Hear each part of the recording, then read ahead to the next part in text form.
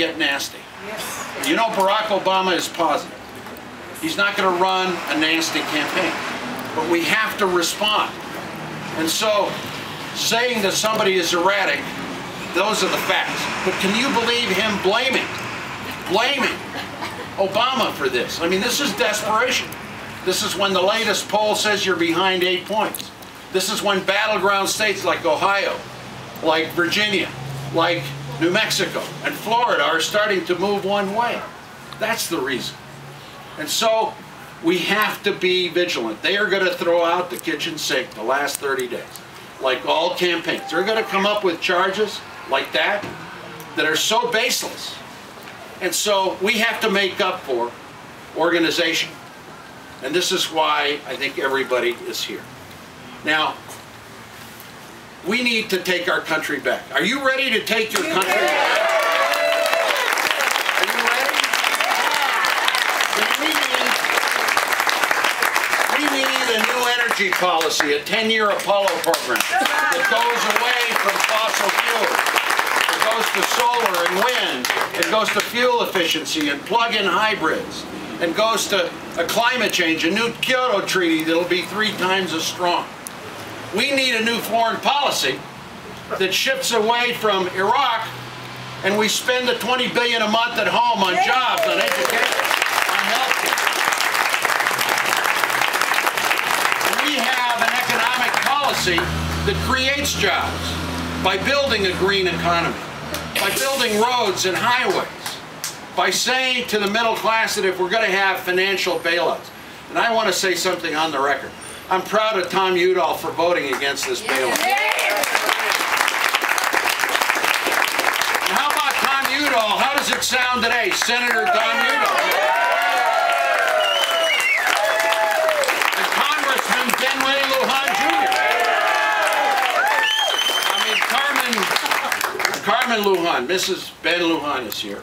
She's going to be the most powerful woman in the state. Her husband is speaker, her son a congressman. She's going to have more power than First Lady Barbara Richardson. But, you know, what I want to just say is this.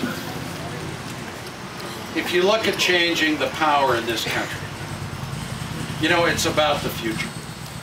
It's about whether quality of life in New Mexico and clean air and wilderness areas and wild and scenic rivers and restoring America's heartland and making sure that we leave a legacy for future generations. I mean, this is what this election is all about. Whether we're going to have an economy for the American people or an economy for those that are out of touch with what America needs, or we're going to have universal health care. We're going to improve our schools. You know, I was in Taos today. A lady said, Governor, we need a new education system in America. And we do. Science and math. We got to have art in the schools. We got to have preschool for every child. We got to pay our teachers better. We've got so many things we got to do. And I know I see some educators here. And to the educators, this is what I would do. There's a law called No Child Left Behind. You know what I would do? I would dump that law. I would start with new systems of accountability. And so, this is what it's all about. Those of you here. And I'm going to ask you a question. And I think most of you will understand. ¿Sí se puede or no se puede? ¡Sí se puede! Here's another one. ¿O vámonos o nos vamos? ¡No vámonos! That's a great line. Vámonos. You know, I want to just say what Alfred said to you. We need the troops, and you're the troops. Everyone I see in this audience, almost everyone, I've seen you in campaigns and causes and rallies for me, for good causes in Santa Fe, for people. You know, it could end up being a long night and everybody waits for New Mexico in Santa Fe County, in Rio Arriba. I want that vote. You know those check marks that come out? New Mexico in blue. And Santa Fe County. Santa Fe County be the one that makes the difference. So, Are we going to win? Yeah! Are you going to work hard? Yeah! Is Santa Fe County going to be stronger than Rio Arriba? Yeah! Than San Miguel? Yeah! Than Taos? Yeah! Who's saying no?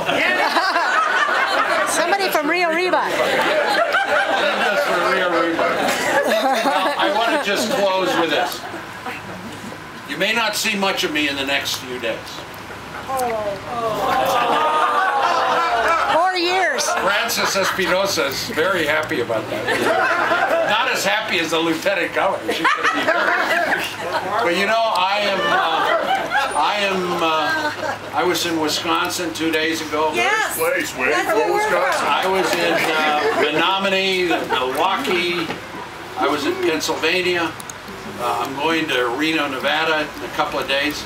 I am working my heart out because I'm tired. I feel that somehow I've lost my country. And I've been involved so long, and I see our prestige internationally. And so my dream is a dream that will happen on June the 19th, January the 19th. Not June. That's inauguration day, by the way. So I don't want to hear somebody say, Governor, it's the 18th. It's inauguration. And I want to see this young man step up. But after first making sure that George Bush is headed to Crawford, Texas. Yeah! I want to see this young man step up and take the oath of office and then give his inaugural and say things like this. I don't know, I'm not going to get involved in his speech yet. But if he says things like, as President of the United States, I will follow the Constitution of the United States.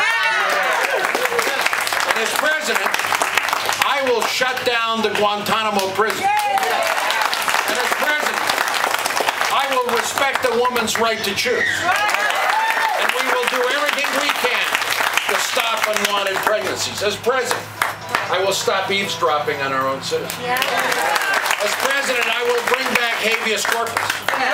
And as President, we will not discriminate on the basis of race, gender, or sexual orientation. And as President, we will follow the Kyoto Treaty and make it 3 times as strong. And as President, we will join the International Criminal Court.